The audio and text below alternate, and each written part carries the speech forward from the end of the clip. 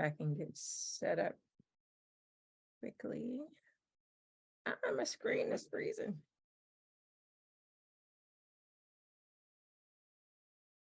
Okay, let me stop share.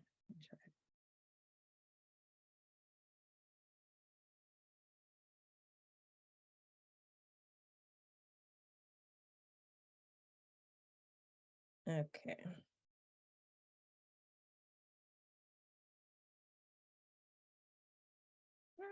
There we go. All right. So hello again, everyone. My name is Heather Hill, and I was a faculty support for this particular project. The title slightly deviates from that in the program, and it focuses on exploring the influence of animal-assisted programming on literacy engagement in elementary school classrooms. In this particular study, I want to start with where the study began, the context. My collaborator, Leslie Croft, she is an educator in Coshocton City Schools, and more specifically in Coshocton Elementary School. And for those who are unfamiliar with this particular district, some data is before you. It is a district that, or a school building that is constituted by folks who are, predominantly from free and reduced lunch, so low socioeconomic background, predominantly white, but also have a fairly equal mix of male and female students. Within this, within her classroom context, there was also, we want to recognize a pedagogical context where within this particular environment, where it is students from low-income backgrounds, predominantly white, there was also the tension between a debate over which approach to literacy instruction is most effective. And within this particular school, there was a prominence in the balanced literacy instructional approach. And the balanced literacy instructional approach is favored because it provides literacy instruction beyond phonics, right? It utilizes or seeks to utilize multiple entry points for literacy instruction that include whole group instruction, small group instruction, and also independent learning, with a focus on engaging what would be perceived as authentic text. So although it is a very common literacy education approach, Leslie was encountering a sort of imbalance in her classroom practice, particularly post-COVID. I guess we're not actually post-COVID, so we'll put it in quotation marks. But what she was noticing is that although she was using a whole group approach to instruction and students were engaged, she was noticing students sort of drift off or becoming more engaged when they had to move towards more independent learning or more interdependent learning. And what she was finding is that the level of disengagement or the decrease in attitudes around reading and writing fell heavily among her students who were boys. And in this case, students who were from foster care, right? And so her question became, how do we sort of engage students, get them engaged in literacy education? And what is it about gender? What is it about their cultural backgrounds that may or may not be influencing their access to equitable opportunities to learn? Unfortunately, in this particular study, due to health concerns, Leslie had to step away from the field. And so we were unable to actually complete the study. So our time together will really be, in many cases, discussing or reviewing the literature that came out of our pursuit to explore this question. And so the first place we started, right, when we think about literacy engagement, particularly from a pedagogical standpoint, we're typically thinking about outcomes, right? In the traditional standpoint, we're thinking about the extent to which students complete reading assignments or engage in reading practices. And it can't be typical or more likely to not think about how issues of identity matter in this cognitive process. But her problem of practice really pushed us to explore how gender matters in those literacy interactions. And so when we consulted literature around gender and elementary student engagement, we were brought into conversation with the issue of the gender divide, right? There, of course, in association with the gender divide, there's a racial divide, there's a socioeconomic divide between our over 80%, 85% workforce who are women, and the more diverse student populations.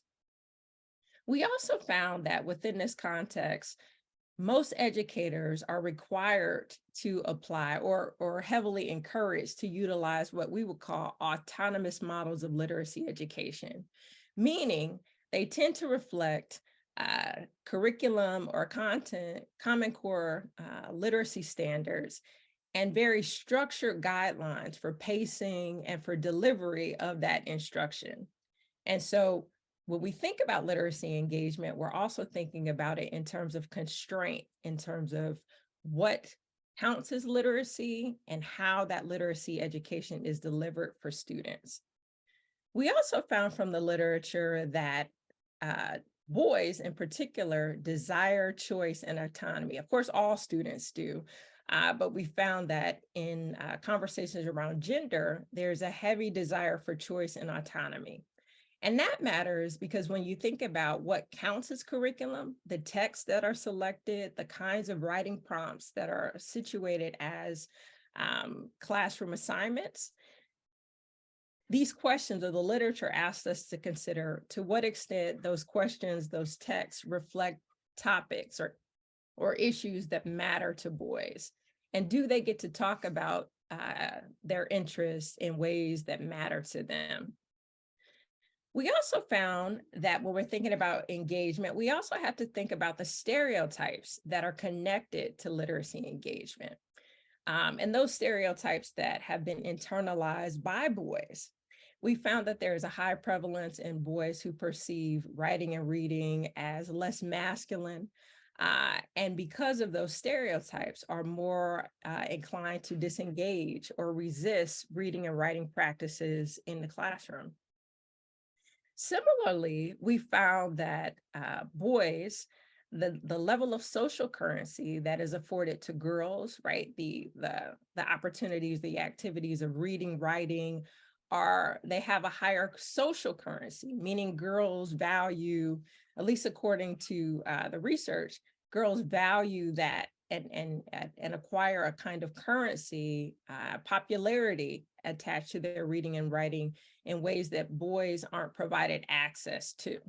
And so when we're thinking about classroom literacy engagement, we're thinking about how gender matters and how reading and writing practices have been gendered and how we can work against those standards or norms. We also examined the influence of students' experiences on literacy engagement, particularly those who are in foster care. And what we found that obviously, right, trauma related to family separation and loss influences how students connect, not just to literacy engagement, but also to the classroom environment. And so when we think about literacy engagement, it is about the words on the page, but it's also about a sense of connectedness to the physical locality. We also found that despite the disconnection that students might experience, there are benefits of positive relationships with teachers. Teachers who take time to build home spaces for students create an opportunity for students to feel more attachment to reading and writing activities and to their identities as readers and writers in general. However, we found that within this particular body of literature focused on students in foster care, less discussion has been made available about the role of the physical environment, namely what's included in the space, who's included in the space. And so it led us to think about the role of animal assistant programming, because we are finding that animal assistant programming has shown wide increases for students' reading attitudes and reading fluency, mainly because the animals in many cases provide an opportunity for students to engage in the repetitious act of reading, the repetitious act of speaking and talking about books. And it does it in a way that decreases anxiety and social tension that may come with reading with peers or reading from an evaluative stance when doing it with teachers. There's also been found connections to reading comprehension, again, tied to repetition and reduced social anxiety around reading. And we've also found, particularly with elementary students, bringing in animals creates motivation to read. It gives them, in some ways, an authentic opportunity to engage with a willing and ready listener. So even though the literature has been very clear in terms of determining the assisted or the benefits of animal assisted programming, it has not really discussed or examined how students' identities matter in these classroom practices. Generally, in these types of studies with animal assisted programming, literacy is pretty much presumed to be a neutral skill or neutral activity and doesn't examine how race, class, gender, home life, or transience influence how students engage or disengage from literacy practices.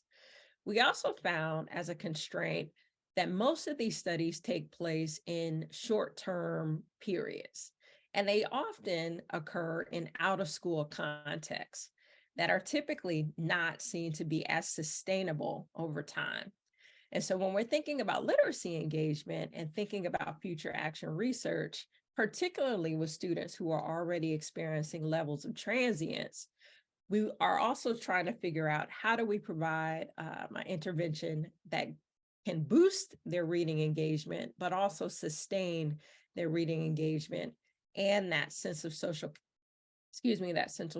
connectedness to the classroom environment, as well as to literacy practices.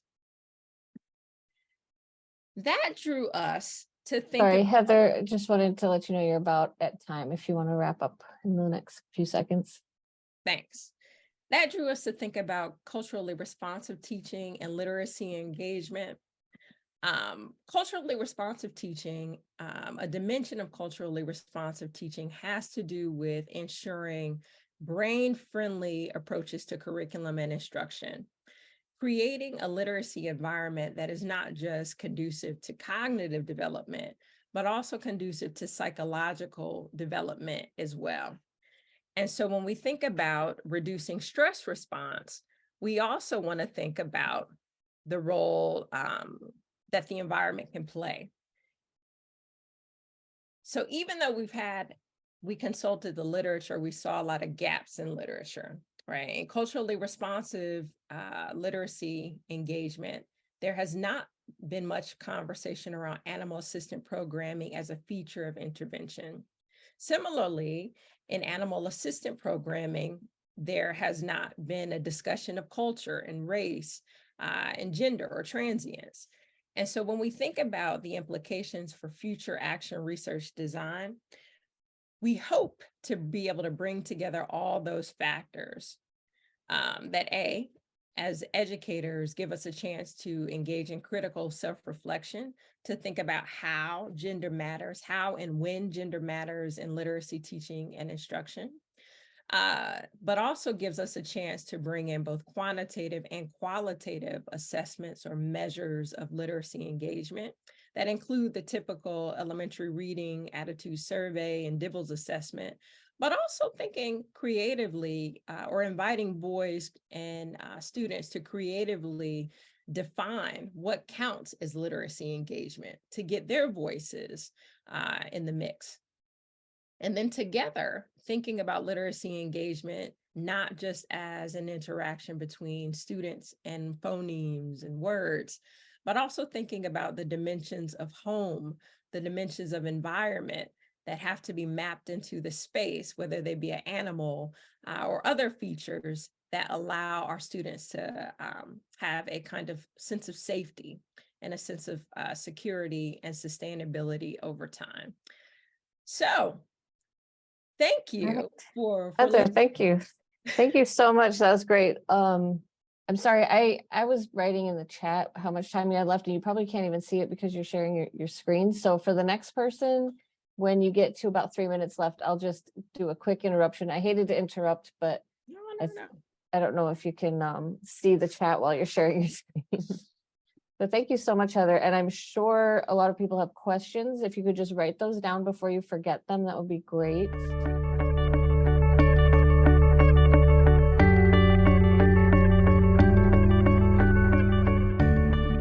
And we're going to move quickly to the next one so that we don't run out of time for the presentations. The next one being Jennifer Allen with Dr. Catherine McCluskey and Jessica Moore. I'm not sure who's presenting.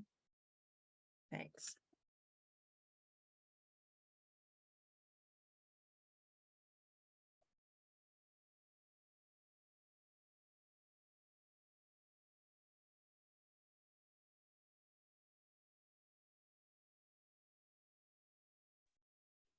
Jen, you're muted. Jennifer, you're muted. There we go. Sorry about that. Hi, I'm Jennifer Allen. I'm from Hilliard City Schools, and I'm going to talk to you today about mental and behavioral health transformations through the equine partnerships. We were at a facility called Dreams on Horseback in Gahanna, Ohio. So a little bit about our program. It's called the LEAD program, and this is grades 6 through 12 in a specialized behavior program. These students can't handle their home building, so they come to us to help with mental health, their trauma, their behaviors, and academics kind of take a second, like a back seat. So we have to work on those things first before we can get to academics. So part of our population here for the past 3 years, we've kids who have experienced lots of sad stories, sexual abuse, physical abuse, depression diagnosis, requiring support over the weekends. They can reach me anytime, 24 hours. I have a hotline called Lead Hotline, and I'm available to them 7 days a week. So we wanted to do this and have these kids participate in this, give them a different experience, a different opportunity, instead of sitting in 4 walls and talking about their mood or talking about their trauma. So we gave it a shot, and I'm telling you that reading the journal articles and research behind the equine therapy was very insightful, and I got out of that the benefits of equine therapy, develop accountability, responsibility, problem solving, the self-control, emotional regulation, teamwork, communication, and building empathy. But reading those articles was like, oh yeah, I get that. I get all that. But going to the barn and being in there with the kids,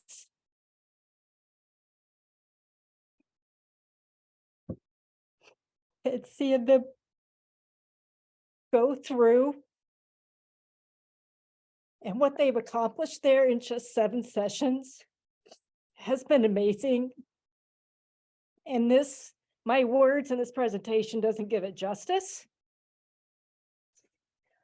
So before the experience, we did a Zoom meeting with the facility to give them and to front load what's going to be happening to ease their anxiety. So we did also a couple of thinking routines to get them talking about and what's going to happen. So those two things helped extremely with the kids. And then we had 9 sessions, and each session kind of built on each other. So session 1 was getting to know the horse, the safety, being around the horse, labeling body parts and grooming. I won't go through all of these, but I do have videos where you can see. That was the first time you heard of me asking you to do that? Would you respect it? Yeah. Would you be like, whoa, you didn't even ask me nicely once, right? That came out of nowhere. But say I asked you, hey, Macklin, could you go clean your room, please? It's getting a little dirty. Yeah. Would you be like, yeah, all right. Right? So that's why with a horse, you always want to ask nicely first, right? So just a little puff. I used a little bit of pressure, and then when I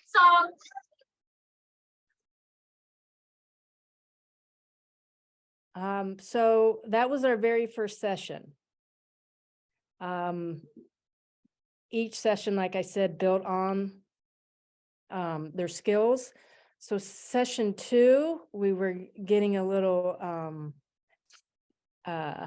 some anxiety on this one. They were talking more about boundaries and bringing that to life. Kids and text, where are you? Are you okay? But you're still able to be out on your own a little bit. So that's a type of a physical boundary, right? You might earn a wider boundary. Right? What's some other types of boundaries that we have?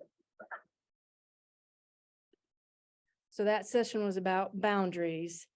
Also, session 4 was about teamwork. So this time they had to work together as a group to take the horses out of the outside arena to take them across to the other side of the barn and to another outdoor arena, and how they were able to communicate and try to work it out. One horse, of course, went straight to the grass, and the kids tried to guide the horse to get back on the concrete.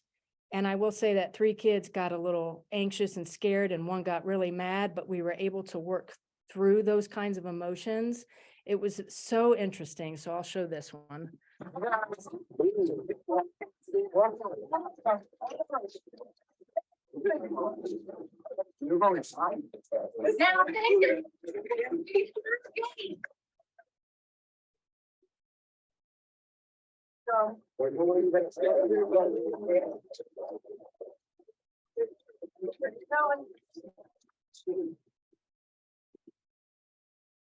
So I would have to say that probably session 5 was the most interesting, because the kids had to take the horse and an obstacle course, and one of the students was blindfolded, and the other one had to communicate and help and lead the other student.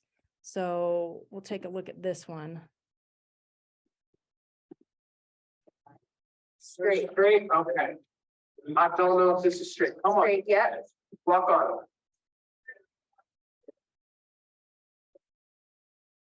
We're doing it? You're fine. So all of those sessions dealt with communication, the trust, the teamwork, non-verbal communication, emotions, and so on. We have 2 more sessions left. So we're looking forward to that as well. So overall, what the students learned is they were to identify and cope with their troubling thoughts and feelings, the emotional regulation piece, setting healthy boundaries, trust and gaining confidence, self-awareness, communicating better with others, overcoming their fears, vocational skills. They were able to like get in the stalls and clean the arenas, get the hay to help feed, and of course, They got to go to the well and fill up buckets of water and take it to the troughs. So they love doing that as well. And of course, problem solving.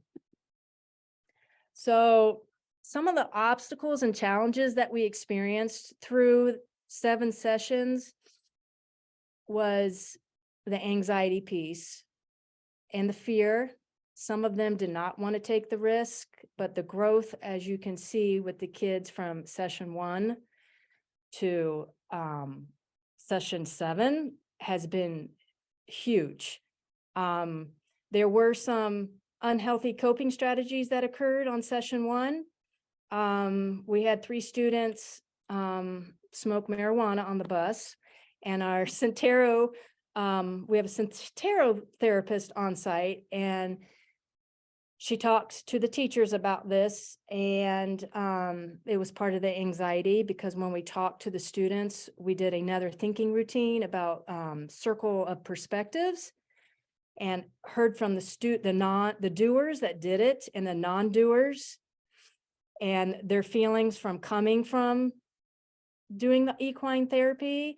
And then they got to hear our viewpoint and our perspective on, now we have to do our jobs with this and get the video and watch the video, you know, all of those things, because nobody wants to snitch on each other. And then we had the kids understand the perspective of the teacher and, I mean, the principal and the administration. So that was session 1. And I was like, oh boy, if this is session 1, I hate to see what's gonna happen the next session. So we did session 2, we had a peer conflict. As soon as we got into the barn, we had a student that wanted to charge her cell phone. And I was like, we're in a barn. You're not going to do that right now. There's no electrical outlets.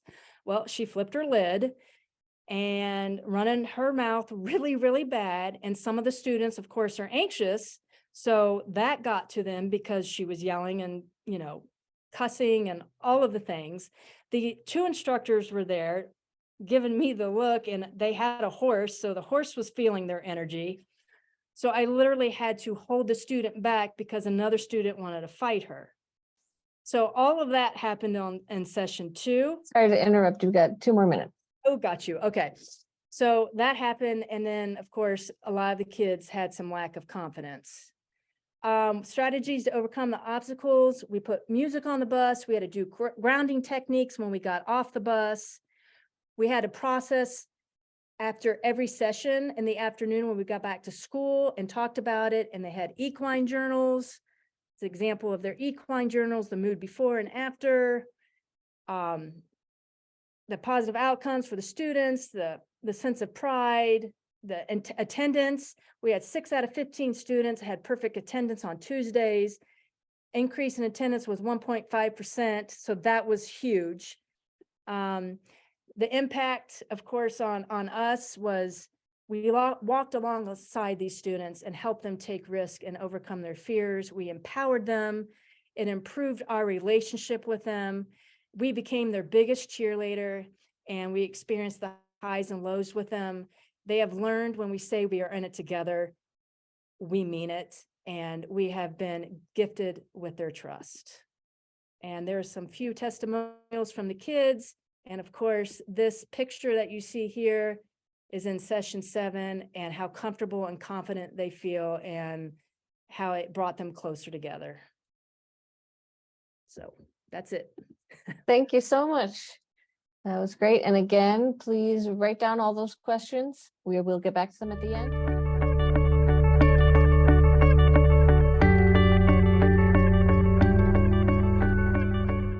But for now, just to make sure we have enough time, let's move right to Jolie Oliver, mindful movement in the elementary classroom, positively impacting students through promoting self-awareness and self-management skills, with faculty partner, Dr. Sistek Chandler.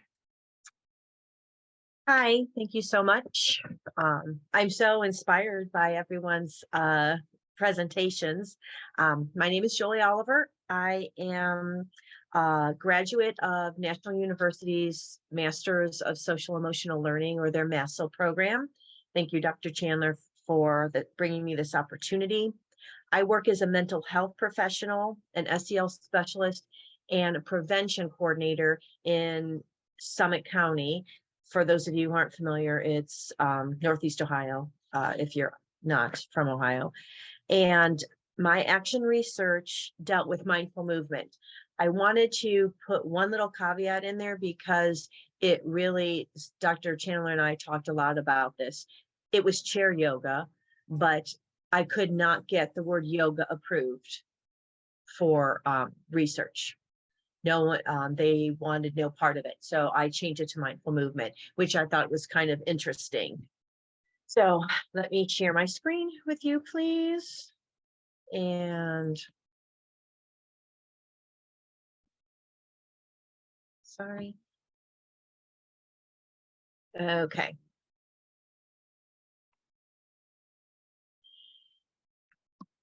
So I narrowed down my research question. These are the kids in the 4th grade classroom. How can mindful movement in the classroom promote self-awareness and improve self-management in 4th grade with 4th grade students? My vision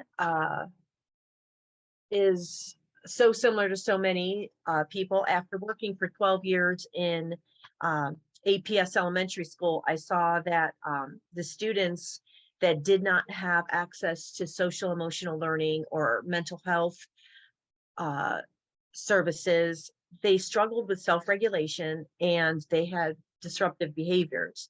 And especially the kids that experience trauma, which so many people have talked about, which is probably why I'm here. So my hope was that mindful movement and mindfulness practices would improve their ability to identify their emotions and improve their self-awareness. And again, they were all in, which I was really excited to see. So I realized post-pandemic, like everyone else, that the students are facing an increase of educational expectations and social turmoil, and they simply they struggle to identify and regulate their emotions. So my study was in an Akron public school. Again, I'm not a teacher, I'm a mental health professional. So I have a friend who is awesome and she let me use her 4th grade class for my study. And they really, oh, sorry, let me go back. There were 30 students, 2 teachers. There were 6-question pre-survey, both quantitative and 1 qualitative question. I did 8 chair yoga lessons with breathing techniques. And then they had a self-assessment, which was post-survey. And the findings supported my hypothesis that the self-awareness and self-management was going to get better. So as I was reviewing my literature, I tried really hard to find as up-to-date information. As we all look through literature, we know that things change so quickly. So I was really looking for things within at least the last decade. And I found that yoga and mindfulness activities really seem to facilitate stress management in elementary students. And so many times they were suggested to be added as a complement to social emotional learning activities or as part of the daily routine of a classroom. They, let's see, I saw that practicing yoga could promote a student's ability to self-regulate, manage their stressors as they can take a step away to focus and really pay attention to what's happening around them before they react, which clearly we all know is a huge life skill. And many of my qualitative responses in my studies supported that. And the biggest takeaway that I found from my review of literature is that we really do need more research on what it looks in a school to have mindfulness practiced every day as a school community, not just the kids. So my methods and procedures, I'm lucky enough that I know so many of you are still in there, and I know how the struggle's real. But so I had quantitative, I had 5 Likert type questions, and they pretty much mirrored the student survey and the teacher assessment. They mirrored each other. And then I had one open-ended question about mindful movement. And here are the results. So overall student growth on the surveys was 22 points, which I was thrilled about. And when I saw the quality, this is just quantitative, but when I saw the qualitative results, I was even more excited. So the composite teacher scores also improved, which was great. Now, in my pre-survey, 53 of the percent of the kids said they viewed mindful movement as helpful. I guess they assumed they knew what mindful movement was, and they probably did. You know, I mean, TikTok, YouTube, it's all there. And 30% stated that they didn't know what it was, that they needed to learn what the mindful movement was. So post-survey, the great thing about my post-survey is in some way, shape, or form, every single student reported that they had a positive impact, which is like remarkable to me, that all 30 kids in some place said this was awesome. And as you can see, you know, numbers are great. They improved whatever, but for me, I tried to include some of their responses. And this particular student, you know, when asked what mindful movement or mindfulness can do in your classroom, what can it do for you? How can it help you? They're like, it's everything. So here are some more really insightful things that they shared with me in their in the qualitative. And not here, but what was really exciting was there was nothing negative, that they reported nothing negative in their qualitative responses, which for 4th grade, I thought was pretty remarkable. So of course I had study limitations. There were alternate school schedules, you know, we had an assembly. So my delivery was twice a week for 4 weeks, but it wasn't always a Tuesday, Thursday, you know, from this time to this time. So that was a little hard. Teachers were called away during the delivery of lessons, so they didn't see the full picture. Some of the students were absent for the surveys. They were absent, so they didn't do all 8 lessons. That was rough. And of course, we all know with kids, self-assessments are, you know, subjective. You know, they can not always sincere. They can over-evaluate, under-evaluate their understandings of the subject.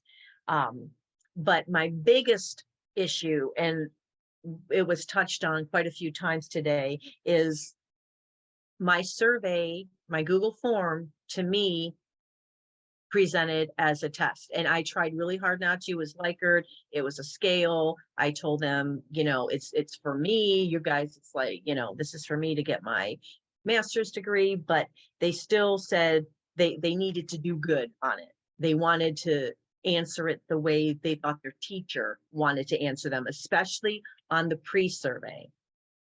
So that was probably my biggest limitation. So my findings. At the beginning, I proposed that, you know, mindful movement and breathing techniques in the classroom will promote self-awareness and increase and improve self-management, and that it would have a positive impact on the kids and their ability to self-regulate and identify their emotions. And my findings did support that. Both the teachers, as you saw, both the teachers and the students reported you know, an improvement on their quantitative data. And I feel strongly about introducing mindfulness and mindful movement into classrooms. And I loved, so many people have said, you know, there are so many things we have to address with kids before they can actually learn. And I feel like SEL is that bridge to learn. So I was really excited that my data supported my hypothesis. And I'm also Lily, you've got about 2 minutes left. Thanks. perfect. Thank you. I have my timer going on. So like, I'm really trying to keep time for everyone to talk afterwards. So future research, I think, is really important to me. And I would love, obviously, to do a longer study. That would be ideal. But the biggest takeaway from this study for me was how much the children wanted to share their thoughts, their feelings, their emotions. They really wanted that interaction. So any future research I do will definitely include a journaling component, maybe a verbal share out, you know, if that's what they want.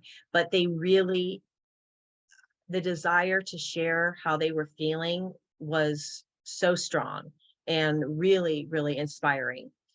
I would love for the mindful movement lessons to be daily and, you know, and be part of the schedule, not just a cutout time. And obviously with a longer study, I would do multiple surveys, though I would probably tweak what I did. And I would add a mid study.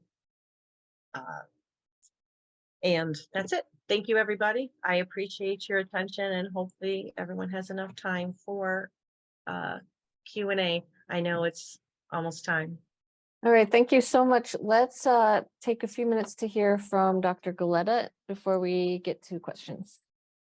Okay, this was fabulous. I'm really struck by the complexity of the phenomena that are being studied here, the attention to emotional health, relational experiences, and in particular, the relational experiences with animals, you know, as something exceedingly complex. The kinesthetic activities, you know, that were talked about in the movement and the mindfulness. These are really holistic in how we're thinking about children and youth. And yet each of these areas are clearly linked to academic proficiency and success.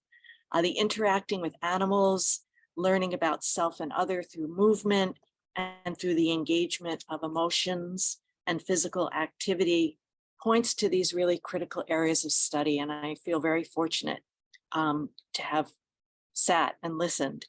It's also interesting that they're touching upon contested policy areas, you know, that we began with Dr. Hill speaking about literacy and our own awareness of what's happening at state levels, you know, around literacy practices and legislation, and also about social and emotional learning. So just that is kind of there in the research is important to note. Just a few things on each of the presentations.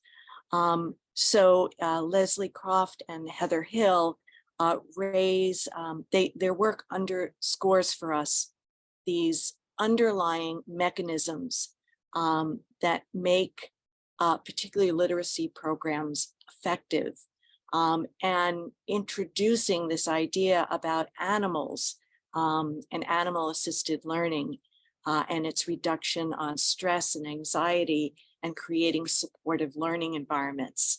How interesting that their work raises questions around the issues of culture, race, and gender. So some real particularities around literacy practices. and attention to disengagement and when and how that's happening, especially among boys from marginalized communities. So my question for this particular presentation is, how might we capture and conceptualize something that can be quite complex, right? These literacy practices and issues of identity. So thinking about data collection and how we can, collect data on something so complex. Equine therapy. Jennifer Allen, Jessica Moore, and Dr. Catherine McCluskey, in their study of mental health and emotional regulation for students with disabilities, here the authors explore the potential of equine therapy to address trauma and mental health and improve students' learning experiences. It also appears to reconstruct, one might say, the narrative about the students that are involved. We see these students who struggle in a traditional environment, seeing themselves as curious, expressing curiosity, the relational capacity that expanded in this particular setting, and their demonstrations of new skills in this setting. And so my question to this group of presenters is, how can we think more about the process of what's happening in that equine therapy, the growth in students, the growth in how they saw themselves, saw each other, and also the growth in how educators saw them, which was really fascinating. Mindful movement, the third presentation in the elementary classroom, authors Jolie Oliver and Dr. Cynthia Sistek Chandler studied the influence of this 8-10-minute mindful movement lessons with fourth grade students. I commend your use of qualitative and quantitative measures, and this led to findings that indicated an increased self-awareness and self-management among the fourth grade students who participated in the program. And my question to you would be, and this is a bit selfish on my part because I work in teacher prep programs, but how might we integrate your findings in teacher education and also invite mentor teachers to test the waters and replicate these practices so our teacher candidates can come into the field already assuming that that's part of teaching?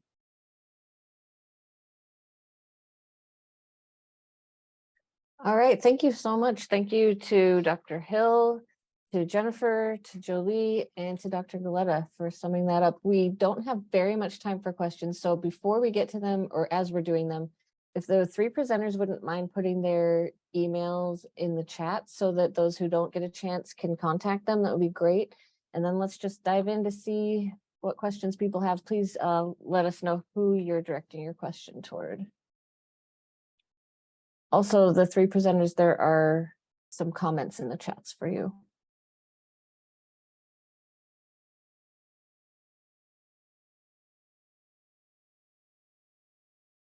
Thank you.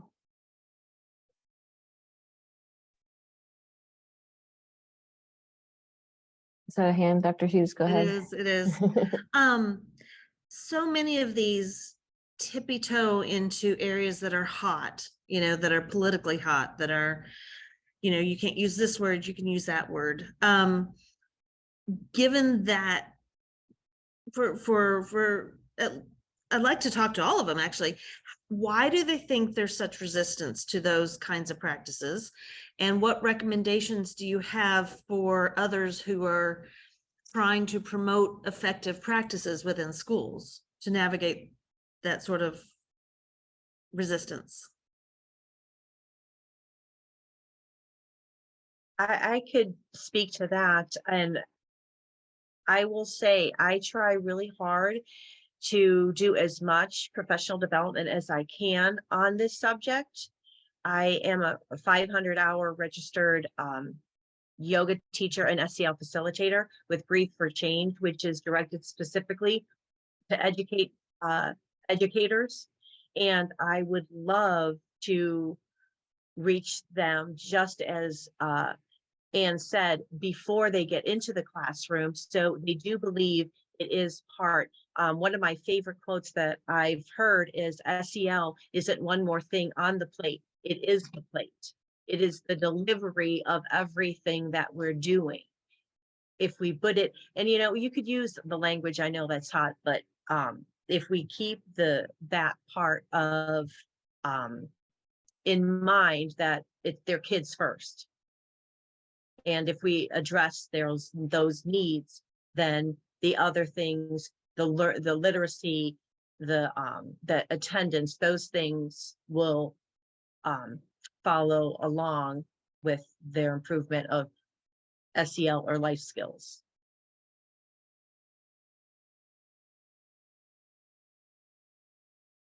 Thank you. Does anyone else want to address that question or any of the comments or questions that Dr. Galetta posed earlier? I guess I can kind of go off of what Jolie was saying. I think to recognize the full humanity of students, particularly those who are in underserved communities, means you then have to serve them. And it also means you have to change the structure of schooling, assessment dramatically. And I think the resistance is to making those kinds of changes. And in regards to Dr. Galetta's question around how do we capture this in research, I think it starts with gathering the voices of boys. And I loved the data that was presented. You know, Jennifer and Jolie did a phenomenal job bringing kids' voices into the spaces and their experiences. I think it would be in literacy, it's reaching out to the kids and seeing what counts as engagement, so we can begin to adapt our structures to fit their needs. All right, given that it looks like we're going to be kicked out soon, I don't want to have anyone be cut off mid-answer. So I guess we'll have to stop there. I know we didn't have enough time for all the questions I'm sure you have, but the email addresses are there if you want to write that down somewhere and then head back to the main room. Thank you all.